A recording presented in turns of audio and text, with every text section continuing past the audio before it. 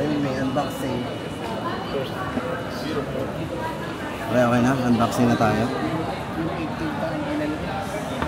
15 na yun. Pwede mo naman i-credit card ulit. Okay na, pre? Okay na. Saan mag-unbox na tayo? Replay na yan.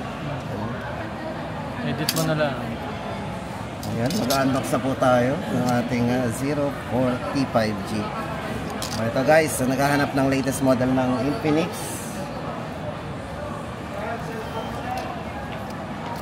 Okay, we're going to unbox the 04T5G. Kulay nga pala, hindi natin na-try. Titanium, ma'am. Titanium. Ayan.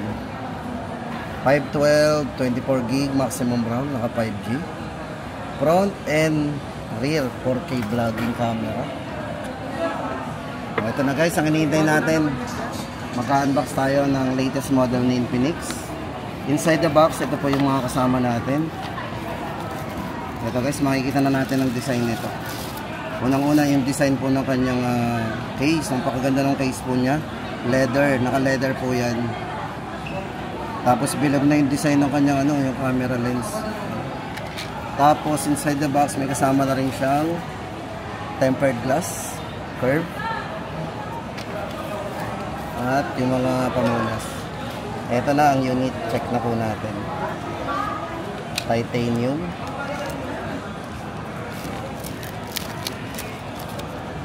Yung ganda.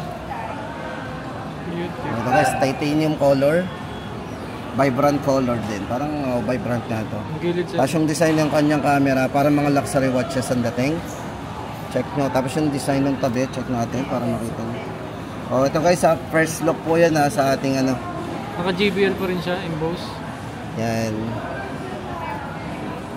Sound by JBL ba yan? JBL pa rin. High resolution.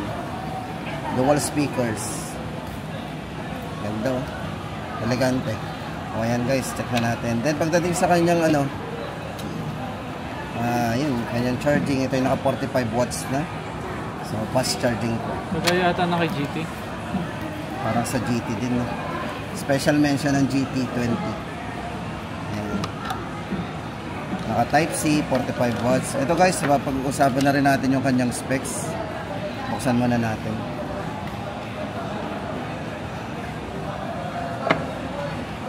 Ayan, ito yung mga specs and parameters nya. Unang-una guys, ito naka 144 ang refresh rate ng screen ito. Ito po yung next generation po pagdating sa refresh rate ng screen. 144 refresh rate po yun. Naka 3D curved screen, 144. Pagdating po sa chipset guys, ang chipset nito is naka Dimensity A200 Ultimate 5G processor. At mamaya guys, pag-usapan natin yung camera, check natin yung camera ito. 108 megapixel na camera para sa kanyang main camera o yung rear camera. Sinuwerte tayo, nakapag-open tayo nito. Ma'am, ano yung ilalagay natin? Gesture or yung 3 buttons? Yung button. Buttons po. Yan. So, meron tayo mga... Then, maganda po dito sa bago nila na dito kay Infinix 045G guys. Ito ay may dalawang upgrade pagdating sa kanyang operating system. Up to Android 16. Pwede po to up to Android 16. Sa ngayon po, meron tayong Android 14. Pero pwede po siya hanggang Android 16. Dalawang version. Check na natin. Correct? Check natin. Camera check. Full screen muna natin. Kita ba? At ito guys, merong 0.6 ha. Yung camera na to merong 0.6 o yung tinatawag na wide angle. So hindi na natin kailangan umatras kasi meron siyang wide angle sa camera. Mag-a-adjust na yung camera niya. Click lang natin yung 0.6 kasi 112 degree po ang kaya niya pag naka 0.6. Then check po natin yung video. Then sa video guys, maganda dito, meron din siyang 0.6. Kung magkikreate tayo ng video, naka 0.6 din yan.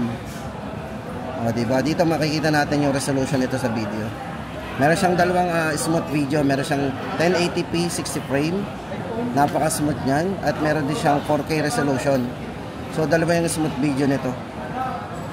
Sa rear camera. Then, sa kanyang main camera, yan nakita natin yung nagka-camera. Shoutout po sa lahat ng mga taga Skyro. Sa mga gusto mag-apply ng Skyro, guys. 20% lang kailangan natin. Yan, pasensya na, ano na natin. Then, ito maganda dito. Meron din siyang 4K resolution na yan, smooth video din at 1080p. Meron na rin po siyang ito, vlogging camera. So, ito na po yung vlogging camera. Ito na po yung makikita natin. Ito po yung bago sa kanya. Ganda nito. May mga leisure, may mga portrait, may travel. Ito, kung gagamitin natin pang travel, pang video. Pare, vlogging camera. Magluluto ka. O, diba? Portrait.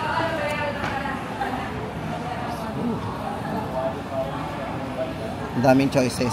O, guys, ito yung bago sa kanya, sa kanyang camera. Pang-vlog, tama-tama sa mga vlogger. Yan. Tapos, hindi lang yan, guys. Pagdating sa setting, hindi lang, may durability din. Isa-isahin na rin natin. Pagdating sa setting, check po natin. Naka-bypass charging po yan. So, meron tayong bypass charging. Pwede po natin siyang gamitin kahit naka-charge. Safe po yung battery kasi yung kuryente diretso po sa phone.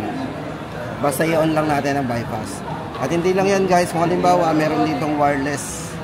Meron din po siyang wireless charging, sir, ma'am, yan. Ito po ay dito po sa setting yan, reverse wireless.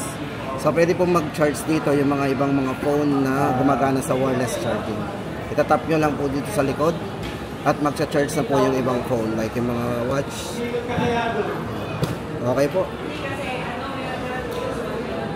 Yan, guys, napakaganda ng ating dahil lagay na po natin yung kanyang napakagandang case. Uy, napaka-elegante ng dating.